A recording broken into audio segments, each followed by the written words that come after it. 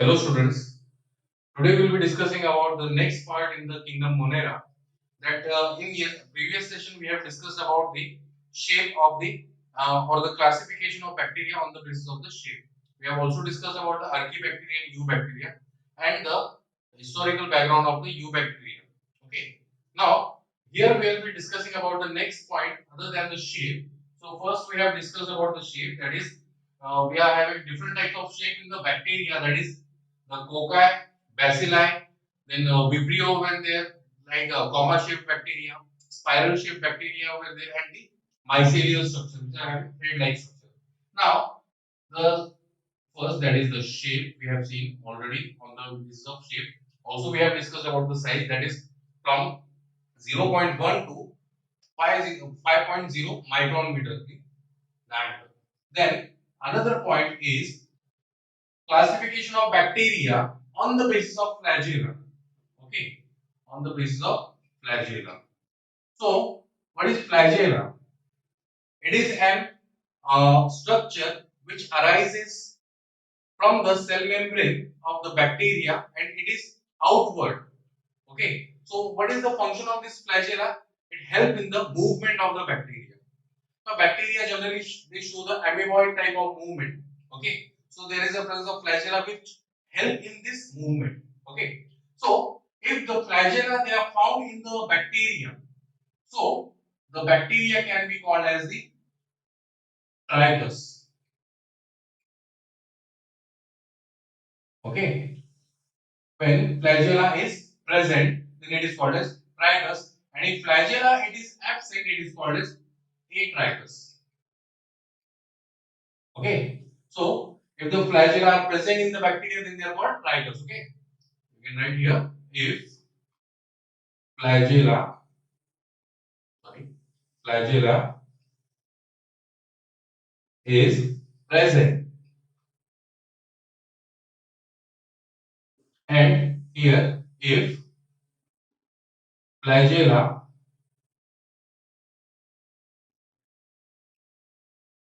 is absent. So these are the two conditions through which we can classify the bacteria into two different categories. Now, on the basis of arrangement of the flagella, the bacteria can be of different types. Okay, so we'll see on the basis of arrangement, the flagella are of different types. So the first, that is, if the bacterial cell, suppose assume this is a bacterial cell, is having a single flagellum. This is a single flagellum, then it can be called as the monotrichous. Monotrichous. If the bacterial cell has, if the bacterial cell has the flagella on both the sides, that means it is called as amphitrichous.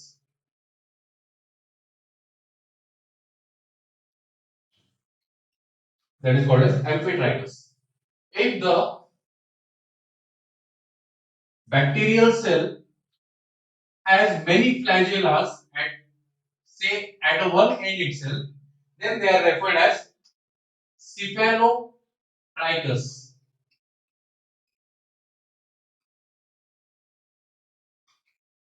If the flagella on the bacterial cell they are found in bunch, similar to this, but on the both sides. Okay, suppose this is a bacterial cell and there is a formation of the flagella or bundle of flagellas on both the sides, then it is called as the lophotrichus.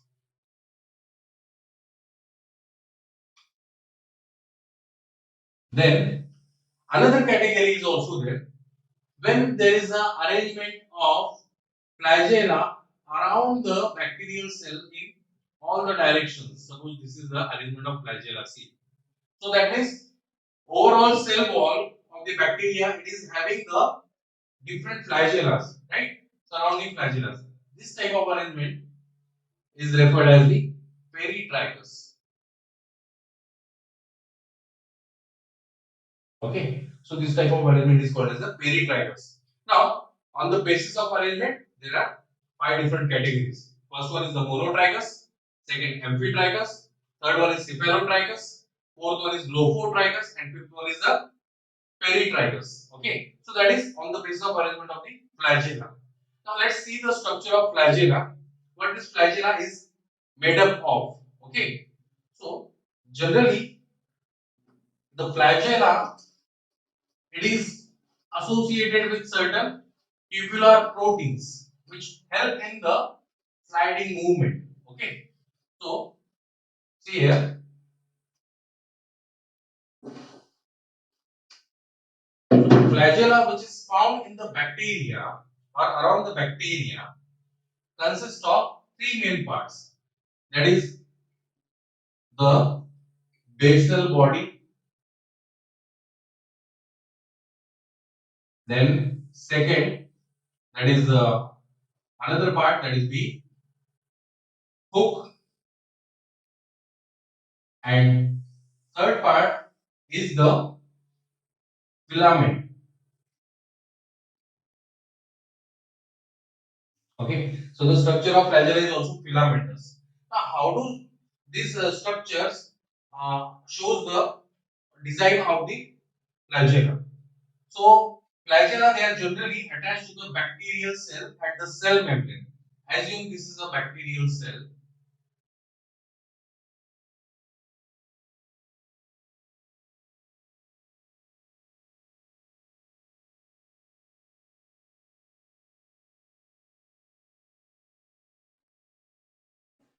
Assume it is a bacterial cell. Okay, then we will draw some four internal structures here to understand the nature.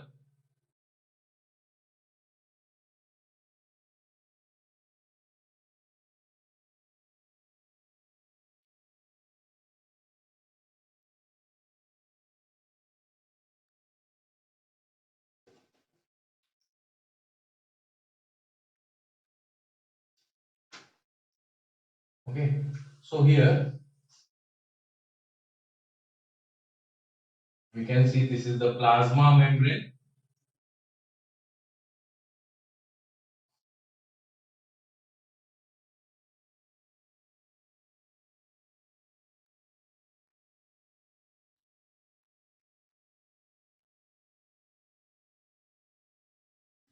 Okay, so you can see the outermost layer is the cell wall. Generally, cell wall may also consist of another compound, that is guanocalyx. Okay, we'll discuss about it later. But here, the this is the outermost layer, that is cell wall. Okay, then internal to cell wall, there is a cell membrane. Okay, that is the outer part of the cell membrane, and this is the inner part of the cell membrane. To this inner part, there will be attachment of the flagella. Okay, so from here the flagellas are arising. So in this way, you can see the arrangement of flagella. Okay, so the flagella which are present, they are generally composed of certain tubular proteins or the globular proteins. Okay, generally they are referred as microtubules, and the globular proteins are there, which are also consisting of a flagellin type of compound. Okay, so let's see the structure as they are present in the on the side of that is cell membrane, and they are extending from the cell wall also. So how do their structure looks like? Here, this part will be the basal body. Okay, there will be the basal body, and the basal body is attached with the help of two rings. Okay, there are two different rings are there in the basal body. Which are those? If it consists of two rings, then the bacteria might be the gram negative type. Okay, and if it has the four rings, then the bacteria will be of gram positive type. Okay, so it is gram positive and gram negative. These are the nature of the bacteria. Okay, so when we talk about the cell wall, in that cell wall there is a uh, kind of glycoprotein present. Okay, and that glycoprotein is nothing but a peptidoglycan. If the peptidoglycan layer is more, then the cell wall of that bacteria will be slightly larger, and that larger cell wall may have four rings. Okay, and these four rings are attached to the flagella, and they show the movement. If and in that four ring bacteria, the bacteria might be the gram positive, because the gram positive bacteria have more amount of peptidoglycan, while the bacteria which is having only two rings, their cell wall will be slightly smaller. Okay, and as they do not have more amount of peptidoglycan, so what, their cell wall is compressed, right? So such bacteria can be also referred as a gram negative. But there is a method for identification of gram positive and gram negative bacteria. And what is that method? It's called gram staining. We'll discuss about it later after the structures. Okay. So let's see the structure of the flagella, where the basal body is there, and what is this four ring and two ring arrangement. Okay. So see the structures.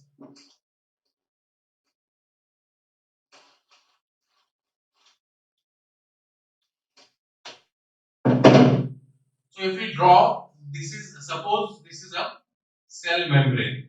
Okay. This is a cell membrane and this is the cell wall. Let's draw two ring structure.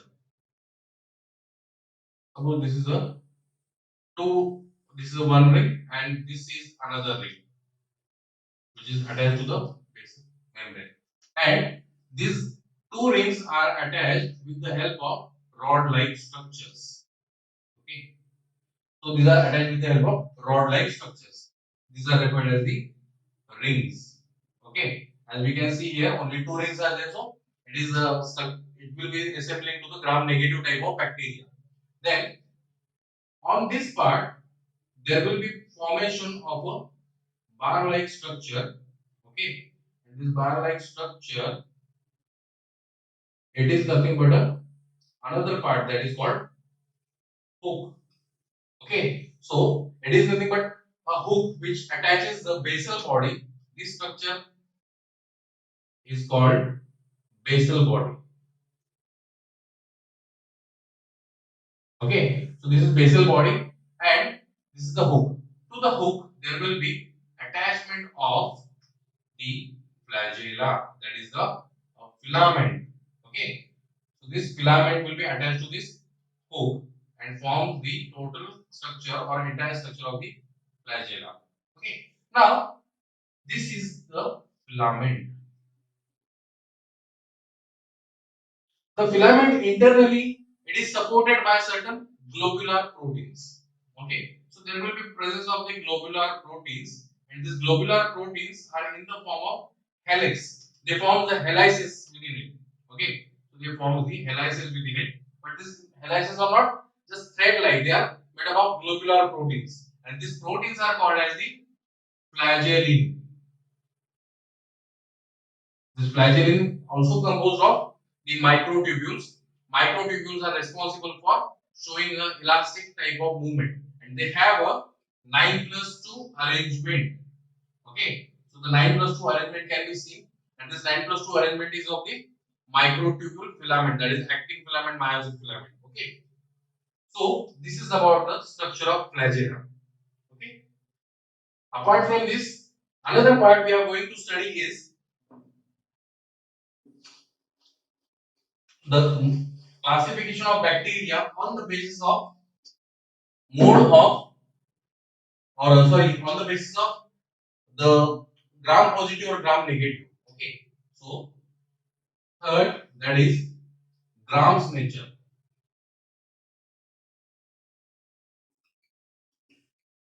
So how to identify the Gram's nature of the bacteria? So there is a method called Gram staining. It was being invented by Sir Christian Gram. So the name is given as a gram staining. Okay, and it is used to identify the nature of the bacteria, whether the bacteria is gram positive or whether the bacteria is gram negative. If the bacteria is gram positive, then what will be the characters of that gram positive bacteria? If the bacteria is gram negative, then then what will be the characters of the gram-negative bacteria? So let us see how it can be identified. Let's draw an outline. Okay, suppose this is a bacterial cell. Assume it is a bacterial cell, and the outermost wall is called as the cell wall, right? So here we can see there is a thick cell wall, and this thick cell wall is due to the presence of the glycoprotein within the cell wall. That is the cell wall composition, and that is called peptidoglycan. Sorry, peptidoglycan.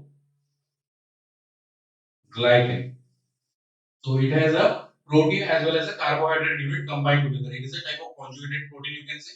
Okay, so peptidoglycan, if it is more than 90% within the bacterial cell wall, then it can be referred as the gram positive. And why it is? Because the during staining technique is a technique in which we stain the bacteria with certain dyes. Okay, we put the dyes onto the bacteria so that we can observe them with particular colors. Okay, so because bacteria are colorless, generally their cytoplasm is colorless. Okay, we cannot observe them without staining them with the particular dyes. So there are different dyes through which we can observe the bacteria under microscope. Now, here, if the peptidoglycan layer is more than 90%, then it will be referred as gram positive.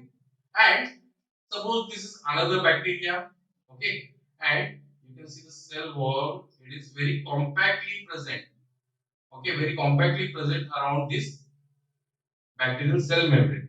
So it is quite small, okay, and why it is? It is due to the less composition or less what we say less amount of peptidoglycan. Okay, if less amount of peptidoglycan is there, then the cell wall of that bacteria will be quite compressed. Okay, so that is the difference, basic difference.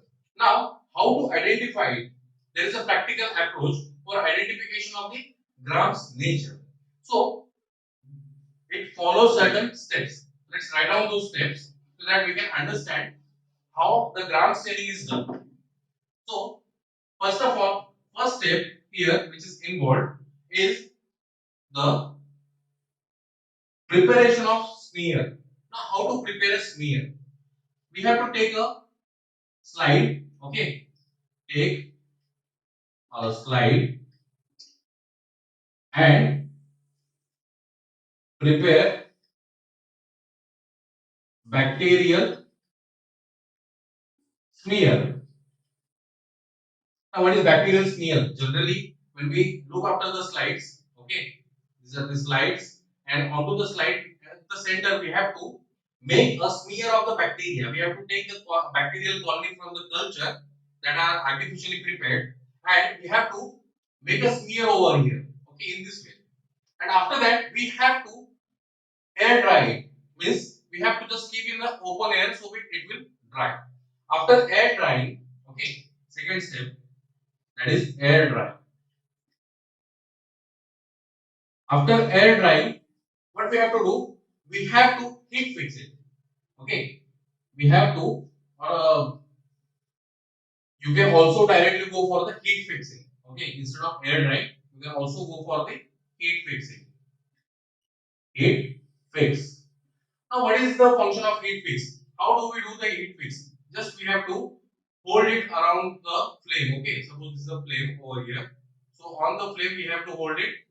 Then not for a longer period of time, but just we have to move the slide around the flame so that the protein which is present in the bacterial cell wall will coagulate onto the surface of the slide. Okay, so therefore the bacterial movement can be captured easily. So heat fixing it. After heat fixing, we have to apply a stain. First stain, that is crystal violet or crystal violet. Okay, so the crystal violet is a generally purple or violet colored stain. Now, what is the function of this stain? See, if the bacterial cell wall consisting of more amount of peptidoglycan, then it will absorb this crystal violet. Okay, and If it is having less amount of peptidoglycan, then it will not absorb the crystal violet. So in the gram staining, we are using two types of stains. That is, one is crystal violet and another one is the safranin. Okay. So apply the crystal violet for 30 seconds. Okay. Then next we have to wash it with water. Wash it with water, or simply tap water you can use for washing it. Now, washing doesn't mean just rubbing all the things. We have to flow the water from the top so that excess of stain will be released. Okay. Now, the next step, here we can write the numbers: second, third, fourth, fifth. After washing with the water, okay, now the sixth step, add grams iodine.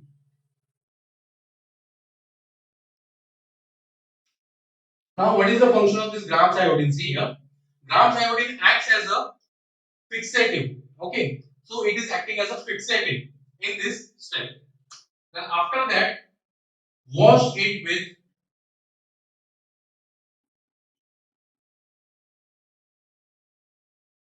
65% ethyl alcohol. Okay, that is C2H5OH. Right? So that is ethyl alcohol. Wash it with ethyl alcohol. After washing with ethyl alcohol, and why we are washing with ethyl alcohol? Because it is acting as a decolorizing agent. Okay, so suppose there is excess of stain which is been absorbed within the cell wall of the bacteria. Okay, if it has to be washed out, then this ethyl alcohol will help in removal of this excess stain. Okay, so after that we have to wash it with the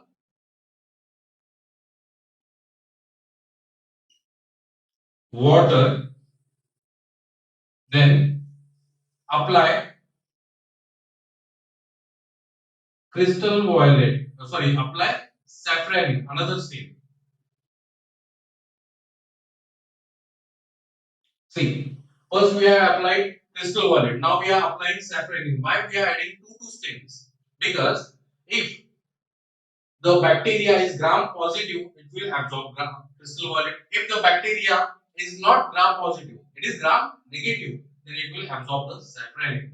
Okay, and the saffron color is around red to pink. Okay, so when we observe under microscope, we'll find the bacteria, either they are cocci or they are uh, bacilli, that is rod shape, or they are spiral, or any shape, comma shape. Okay, so they will have a particular color, either violet color or the pink color. That means they are either gram positive or the gram negative. Now, after applying saffron for 30 seconds to 60 seconds, okay, 30 to 60 seconds, that means around 1 minute.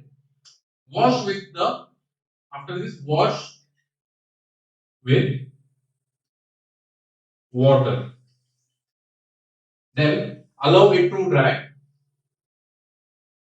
Allow to dry and observe under oil immersion lens under microscope. So what is oil immersion lens? Here we have to use the cedarwood oil so that we can uh, manage the picture of that bacteria. Now see the steps 7, 8, 9, 10, 11, 12. So these are the steps which we are going to follow. And after this, when we observe the bacteria, suppose this is the uh, picture or the kind of slide. Okay, so onto the slide we can see cocci shaped bacteria, or even we can see the rod shaped bacteria. Sometimes we can see the vibrio type also. If this bacteria possess violet color, that means the peptidoglycan is more than 90%. Okay. If they possess pink colored bacteria, then the peptidoglycan layer is less than 10%. So that means these are either gram positive or gram negative. So this is how we classify the bacteria. Okay. Now we'll move to the next type, that is next basis of classification,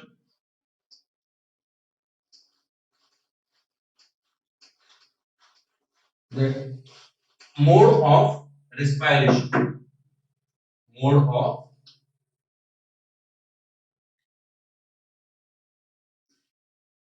respiration. Now, the mode of respiration. Okay, so we will be dealing with the third basis of classification, that is mode of respiration. Here, according to respiration, what is respiration? Respiration is a process, okay, or it is an anabolic and catabolic process in which complex organic food material are broken down into simple substances. Okay, so that means there will be conversion of complex organic food material into simple substances.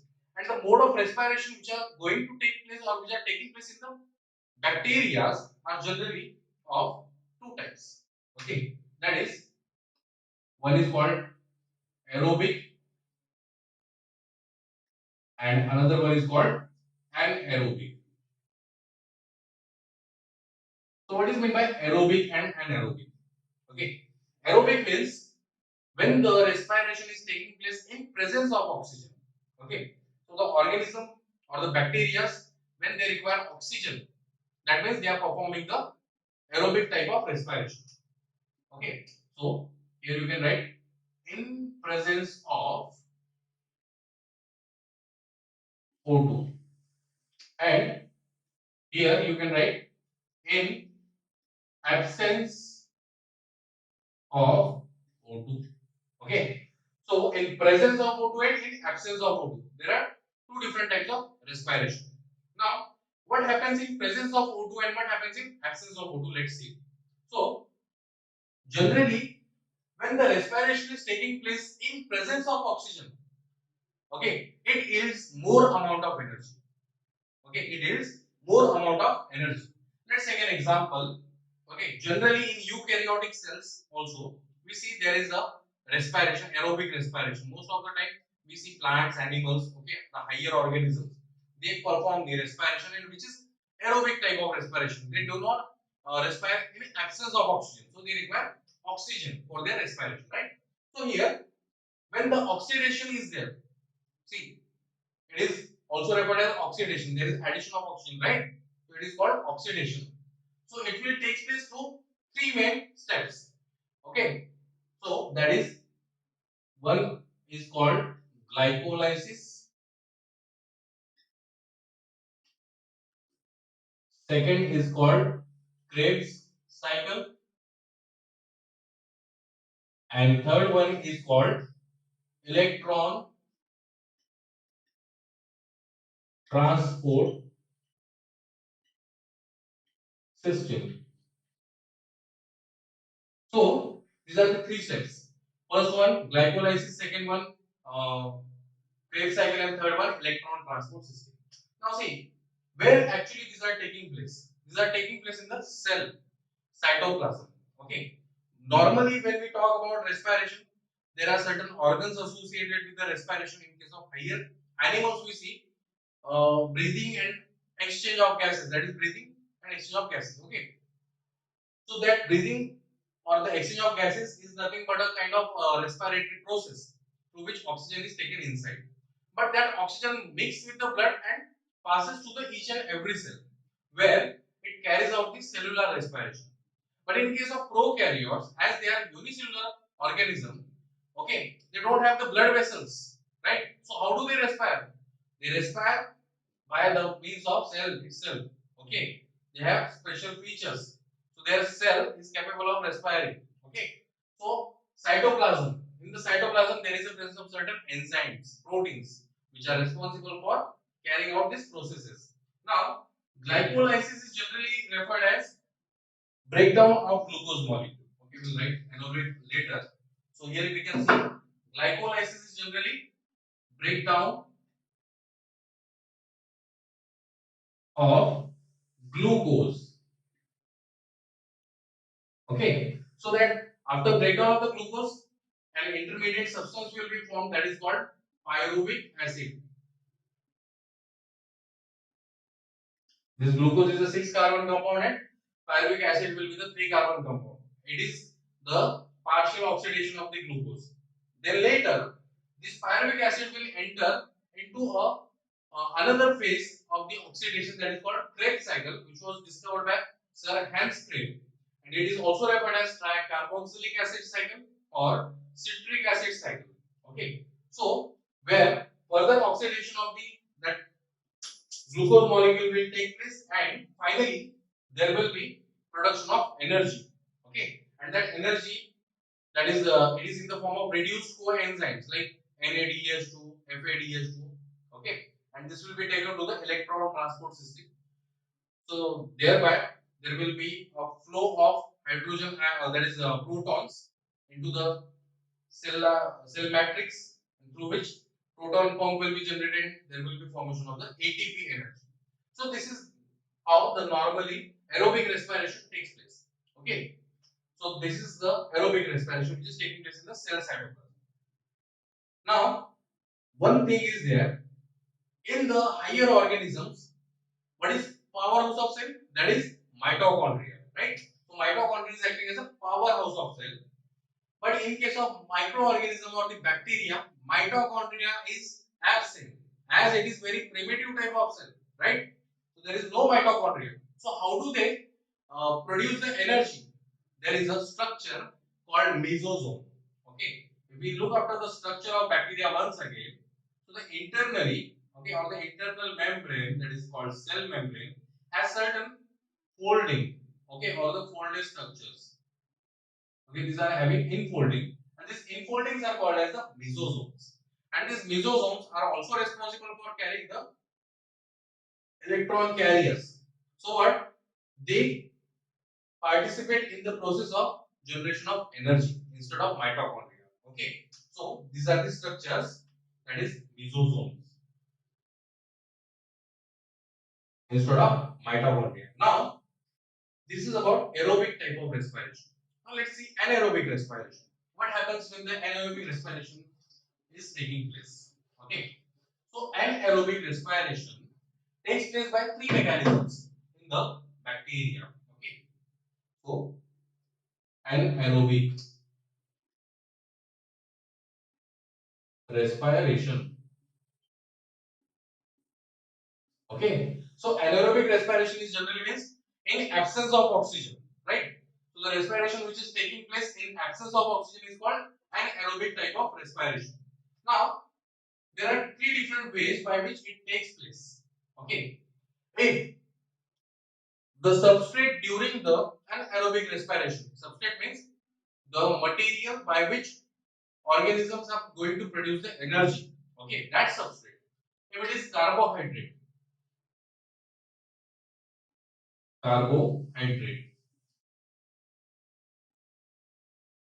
Generally, in normal terms, we call it as sugar also.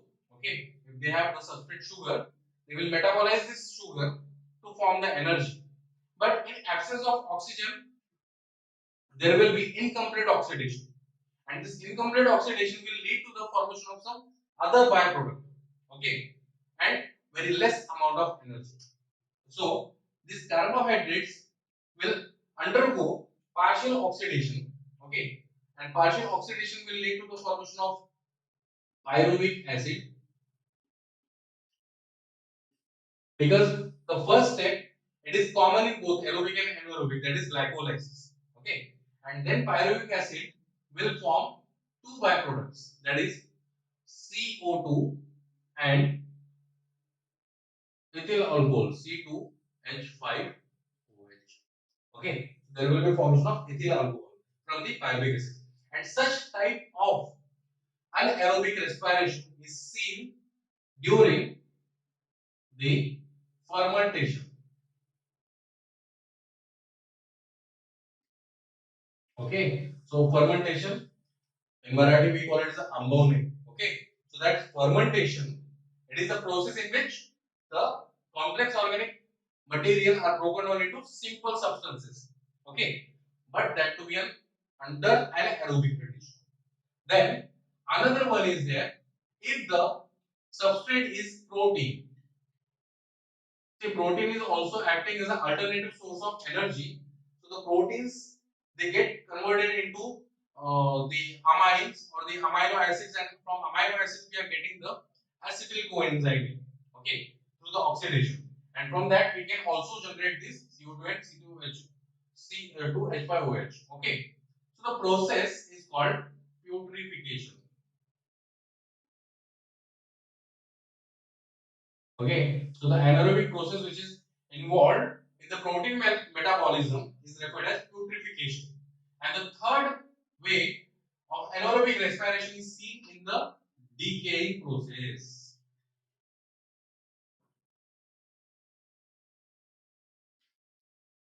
So decaying is generally decomposition of the food material. Okay, so these are generally performed by the saprophytes, depending upon dead and decaying organic material. So students, I hope you might be understood this concept. Okay. Later we are going to discuss the classification on the basis of mode of nutrition and mode of reproduction.